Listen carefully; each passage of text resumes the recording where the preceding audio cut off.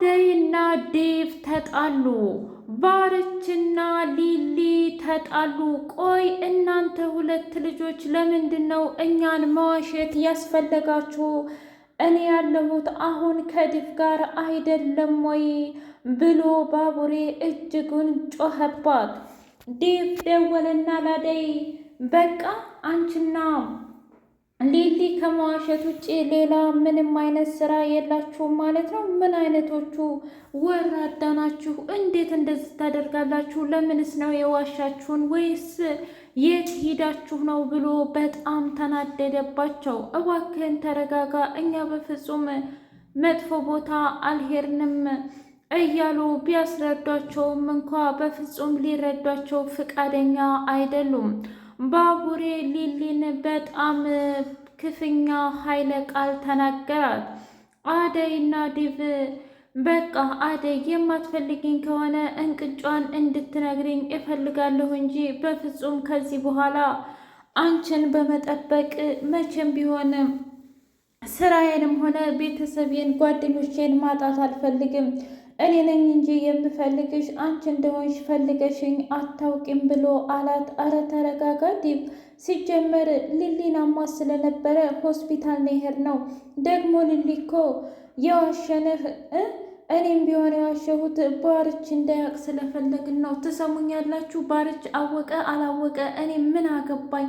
የእውነት አደይ በጣም ተቀይረሻል፣ ወይስ ደግሞ ከዛ ከዶክተር ጋር ያለሽ ግንኙነት ምንድን ነው? ሁሌም በዙሪያሽ የሚያዣብበው ብሎ ሲላት በጥፊ ላሰችው። ዲቭን ትሰማኛለህ? እኔን እንደማታቀኝ እንዴት ነው ከዶክተሩ ጋር ልትጠረጥረኝ የምትችለው? አታፍርም እንዴ?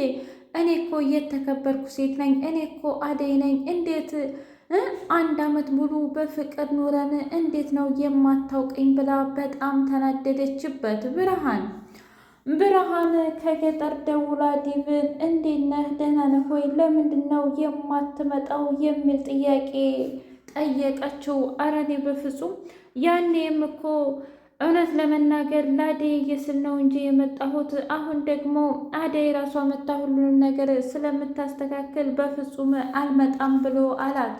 እኔ አለቀሰች። ቆይ ዲቭ የማይወደኝ ለምንድን ነው? ወይስ ደግሞ እኔ ለመወደድ ያልተፈጠርኩ ሴት ነኝ? እኔ እኮ የሚወደኝና የሚያፈቅረኝ መስሎ የነበረ እንደዛ ፊት ሲሰጠኝና እንደዛ ሲንከባከበኝ፣ ነገር ግን እሱ ለካ እህቴን ነው የወደደው ያፈቀረውም ጭምር ብላ አለች። አደይን እናቷ አናግሬ እህትሽ ደውላለች ብላ ብትላትም እንኳ በፍጹም አላናግራትም ብላለች። ቆይ ምን ሆናችኋል እናንተ ሁለት ልጆች? በአንቺና በእሷ መካከል የተፈጠረ ነገር አለ ወይ ብላ ስትጠይቃት ምንም አልተፈጠረም እማዬ፣ ነገር ግን በፍጹም እሷን ማናገር አልችልም ብላ አለች። ማዘሯ አንቺ ለእሷ እሷ ላንቺ አይደለም እንደ ያላችሁት ሶስተኛ ወገን እህት ወይም ወንድም ምን አላችሁና ነው እስ በራሳችሁ የምትያያዙት? ብላ በጣም ተናደደችባት። ብርሃኔ በቃ ከዚህ በላይ ምንም ማውራት አልፈልግም እማዬ ብላ ቤቱን ጥላ ወጣች። ጫኔና አለልኝ እንዲሁም የአደይ አጎት በከባዱ ተጣሉ። እናንተ አረመኔ ጨካኝ፣ ገንዘቤን በልታችሁ ባዶ አስቀራችሁኝ ብሎ ሲል የአደይ አጎት ጫኔን ትሰማኛለህ? አሁን ይህን ሰውዬ ጉድ ሳያፈላ ያዝልኝና በገመድ ይሰርልኝ ብሎ አለው። እንዴ ይሄማ በፍጹም አይሆንም፣ ይሄ እኮ ጓዴ ነው ብሎ ሲለው ትሰማኛለህ? እንደዚህ ሰክሮ ጥንቢዛውን አናቱ ዙሮ አሁን ሌላ ነገር ቢቀባጥር የቀየው ሰው ምንድን ነው የሚለን? ቡና መጠጫ ነው የምናጣው። ደግሞም በወንጀሉ ላይ እኔና ወንድሜ መሰልን እንደ ያለ ነው፣ አንተም ጭምር አለህበት ብሎ አለው።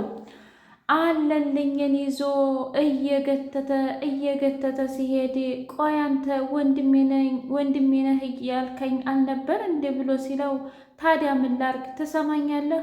እንደዚህ ሰክረህ ካለፈለፍክ እኮ እኔም አንተም ነን እኝክ የሚለን የቀየው ሰው። በዛ ላይ ደግሞ ልመክርህ ፈልጌ ነበር፣ አንተ ግን መመከርን አልፈለክም ብሎ አለው።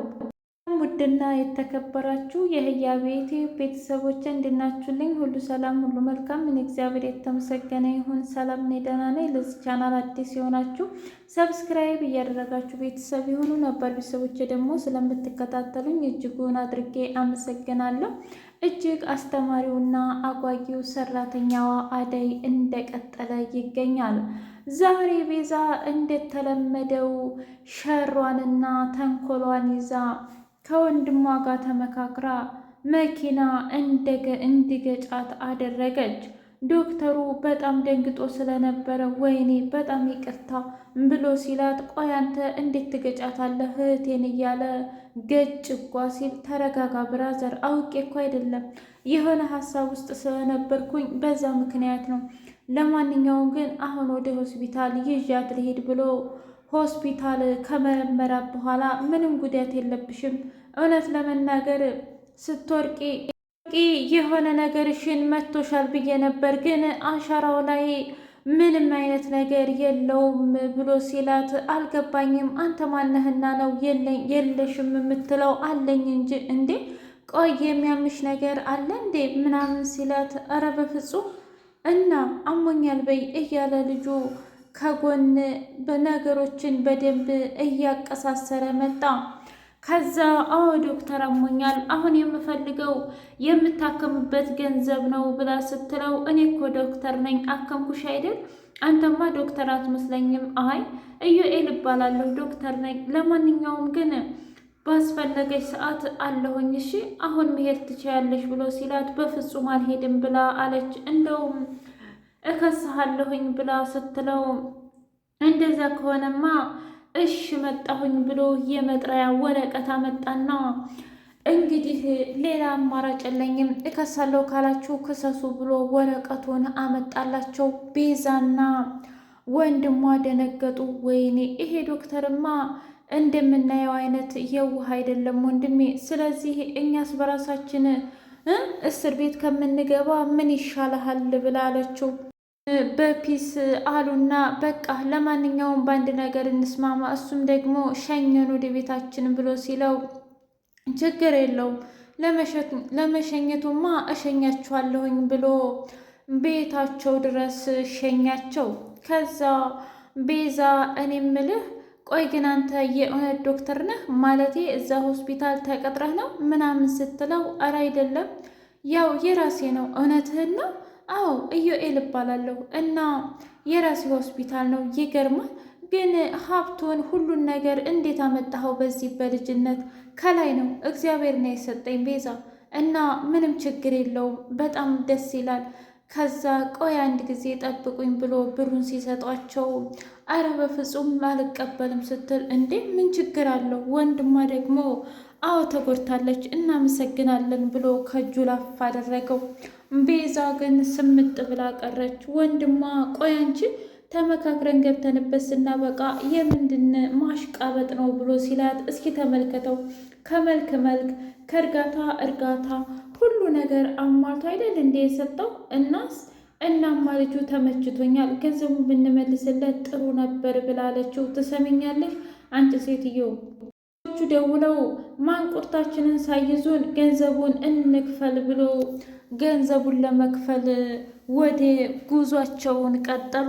ቤዛ ግን ዶክተሩ ላይ አይኗን ጣል አደረገች። ዶክተሩ ስለ አደይ እያሰበ ወይኔ ዩኤል ቆይ ምን እየሆንክ ነው? አረ ተረጋጋ። እሷ እኮ ፍቅረኛ አላት፣ የራሷ ህይወት አላት። ቆይ ምንድን ነው የምታደርገው ብላ አለች። ኪንጎ ስራ አገኘ። ኪንጎ ለሮማኔ እኔ ምልሽ ሩታ እስካሁን አልመጣችም እንዴ ብላ ስትላት፣ አዎ እትዬ አልመጣችም። እኔ እኮ እነዛ ድሩዮች ጋር አግኝቻት። ማን? ያንቺ ዘመርና ማለቴ ኪንጎና ዳይመንድ? አዎ እውነት ለመናገር እትዬ በደንብ እኮ ስለማታውቂያቸው ነው እንጂ የእውነቴን ነው ምልሽ ዱርዬዎች አይደሉም ብላ አለቻት። እሺ አንቺ ካልሽኝ ሮማን፣ ለማንኛውም ግን እንደዛ ከሆነ ታዲያ ለኪንጎ ስራ አግኝቼለት ነበረ በተማረበት ሙያ ብላ አለች። እንደዛ ከሆነ ታዲያ ደስ የሚለውን ዜና አብስሪ ውሃ ብላ ስትላት፣ እሽ ብላ ለኪንጎ ስትነግረው ኪንጎ በጣም ደስ አለውና ዳይመንድን እቅፍ እንዲሁም ቅምጥልን እቅፍ አደረገ። ሩታዬ በይ እንሂድና አሁን ሁሉንም ነገር እናስተካከል ብሎ ሲላት እኔም አረ ሻኪራዬ እኔን ሰላም ሳትይኝ የምን ምሄር ነው? በቃ ማሚ ገደለችኝ፣ ቅድም ግቢ እያለች ነበር ብላ ሩታዬ ትንሽ ተጨነቀች። ቅምጥል ዳይመንድን እኔ ምልህ በቃ ስራ ጀመረ ማለት ነው? ከዚህ በኋላ ጧት ማታ እንደፈለግኩ አላገኘውም እንዴ ብላ ስትል ውይ ቅምጥል ያንቺስ በጣም ከፋ። ቆይ ካልሰራ ይኖራል እንዴ?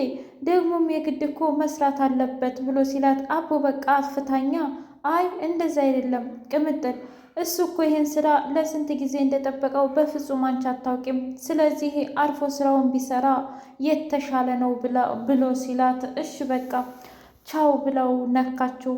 እና እንዲሁም ደግሞ ባርች ሊልዬ ቁጭ ብላ ሶፋው ላይ እየጠበቀችው ባቡሬ መጣና ወይም ባርች እንደ ሊልዬ ቆይ አልተኛሽም? እረፍት አልወሰድሽም? በዛ ላይ ደግሞ ብቻሽንሽ እንዴ ብሎ ሲላት አራሁን ነው አደይ እየወጣችው እና ደግሞ አንተ እኮ ጠፋህ። ውይ በጣም ይቅርታ። እኔም ብልሽ ቆይ በቃ አንቺ ነገሮችን ማረሳሳስ አይከብድሽም አይደል እንዴ? ምን ተፈጠረ ባቡሬ? ስለ በሽታሽ ምንነት ንገሪኝ ስልሽ ምንም አላልሽም እንዴ? አይ ምንም እኮ ስለሌለ ነው፣ ስለማይጠቅምህ እኮ ነው። ይጥቀመኝ አይጥቀመኝ ንገሪኝና እኔ ባውቀው ምን ችግር አለው ብሎ ሲላት አይ ምንም አይደለም ብላ አለችው። አደይ ስትመጣ እንዴ አደይ ቆይ አንቺ ደግሞ የት ነበርሽ? አረ እዚህ ነበርኩኝ እና ደግሞ ዶክተሩን አግኝቸው ከሱ ጋር ነበርኩኝ። እንዴ በሰላም ነው? አዎ ሊልዬ እውነት ለመናገር ቀጠሮውን እንዳትረሽ ምናምን ነው ያለኝ። በጣም ደስ ይላል። የምን ቀጠሮ ነው? የጤና ሁኔታ ነው። በጣም ደህና ነች ብላ አለችው። እናንተ ሁለት ልጆች ግን የእውነት እየዋሻችሁኝ ነው እንዴ ብሎ ሲል አረ የምን መዋሸት በፍጹም እንዴት ብለን ልንዋሽ እንችላለን ብላ ሊልዬ አድበሰበሰችው። እንደዛ ከሆነ እኔ ልሂድ ብሎ ባቡሬ ተነስቶ ሄደ።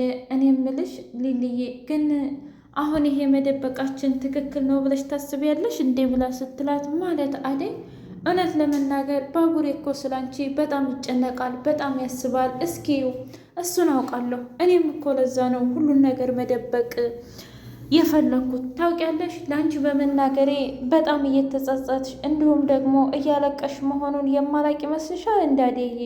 እና ደግሞ ለሱ ብነግረው የባስ ነው የሚጨነቀው ካንቺ በላይ አስቢው። ቢያንስ አንቺ ሴት ልጅ ነሽ አደዬ ብላለቻት። እንደዛ ከሆነ እሺ ያወቀ ግን መቼም ቢሆን ይቅርታ አያደርግልንም ብላ አለች። አታስቢ፣ ለዛ ቀን ፈጣሪ ያብቃን እንጂ ምንም ነገር የሚፈጠር ነገር የለም ብላ አለቻት አደዬ።